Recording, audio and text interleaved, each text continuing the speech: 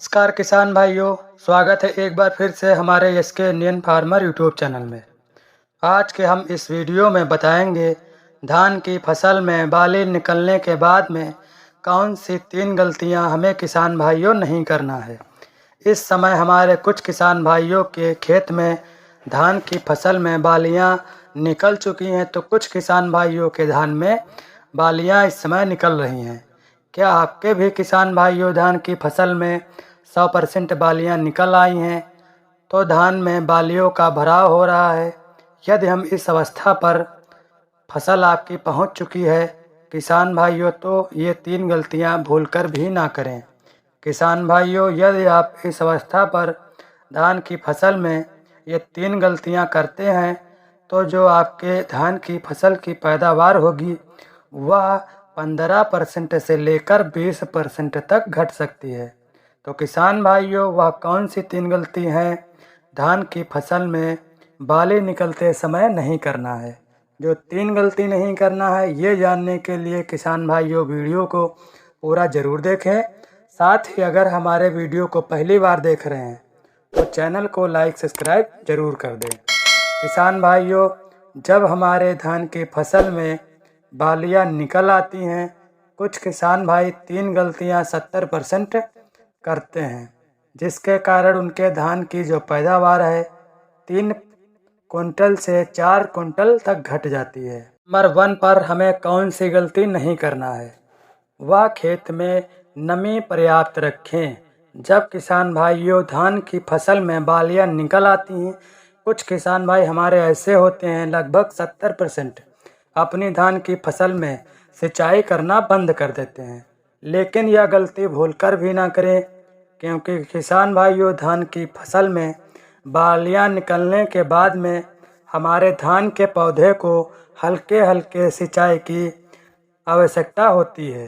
क्योंकि किसान भाइयों, यदि हम बालियां निकलने के बाद में हमारे पौधे में सिंचाई की कमी हो जाए, नमी की कमी हो जाए, जो हमारे धान की बाली में जो दाना है वह हल्का भरेगा, बाली में दाने का भराव अच्छे से नहीं होगा।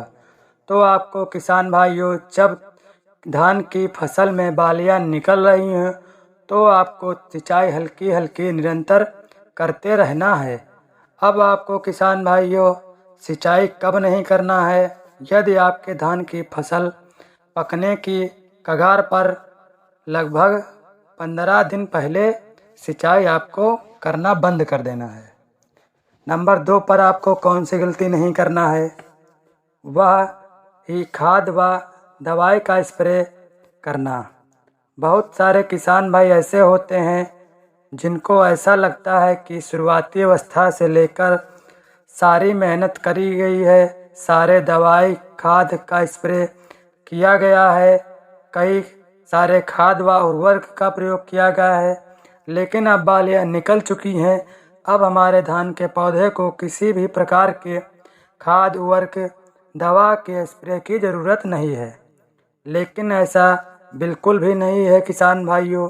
यदि धान की फसल में बालियां निकलने की बात करें, तो इस अवस्था पर भी हमारे धान के पौधे को थोड़े खाद उर्वरक की मात्रा की आवश्यकता होती है। अगर हम उनकी पूर्ति इस अवस्था पर कर देते हैं तो उनका फ़ायदा बहुत ही अच्छा देखने को मिलता है।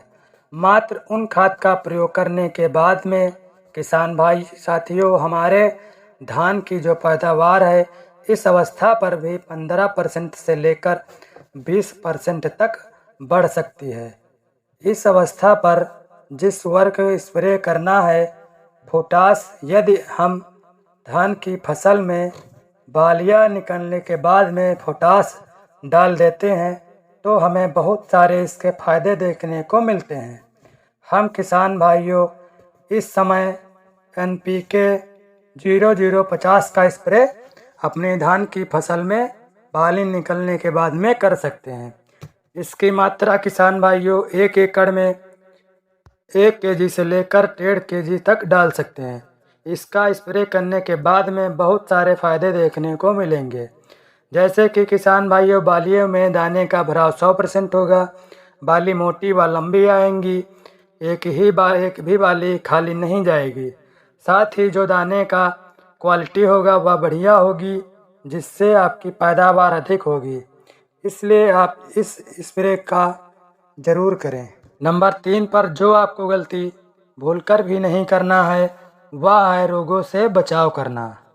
किसान भाइयों, धान की फसल में बालियां निकलने के बाद में हमारे पौधे में कई सारे कीट जनित रोग, फंगस वाले रोग का अटैक होता है।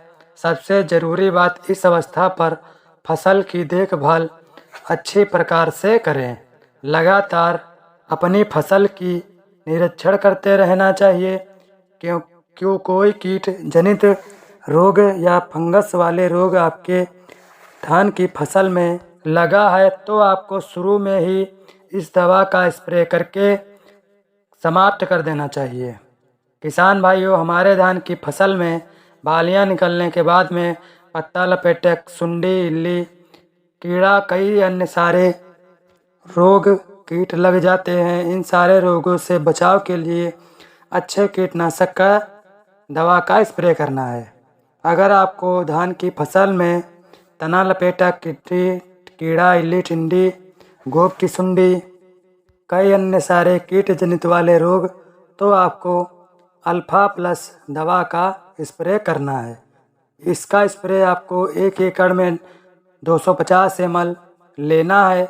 अगर हम फंगस वाले रोग की बात करें, जैसे कि झोंका रोग, शीत फ्लाइट, ब्लास्ट रोग, जंग रोग आदि सारे धान की फसल में लग चुके हैं तो आपको एक अच्छी फंगीसाइड दवा का स्प्रे ज़रूर करें। जो आपको इस दवा का स्प्रे करना है वो आपको रोग की अवस्था पर 4 से 100 ग्राम से 500 ग्राम स्प्रे कर दें। धान की फसल में लग चुके हैं तो आपको एक अच्छी फंगीसाइड दवा का स्प्रे ज़रूर करें। जो आपको इस दवा का स्प्रे करना है वो आपको 1 एकड़ में रोग की अवस्था पर 400 ग्राम से 500 ग्राम स्प्रे करना है। अगर आपकी धान की फसल में फंगस वाले रोगों का अटैक नहीं हुआ है तो आपको प्रति एकड़ 250 ग्राम स्प्रे करना है। ये हमें 3 गलतियां किसान भाइयों धान की फसल में बाली निकलने के बाद में नहीं करना है। अगर आप धान की फसल में बालियां निकलने के बाद में ये 3 गलतियां नहीं करते हैं तो आपके धान की पैदावार इस साल बढ़िया से बढ़िया देखने को मिलेगी। अगर आप हमारी जानकारी अच्छी लगी हो तो चैनल को लाइक सब्सक्राइब जरूर कर दें।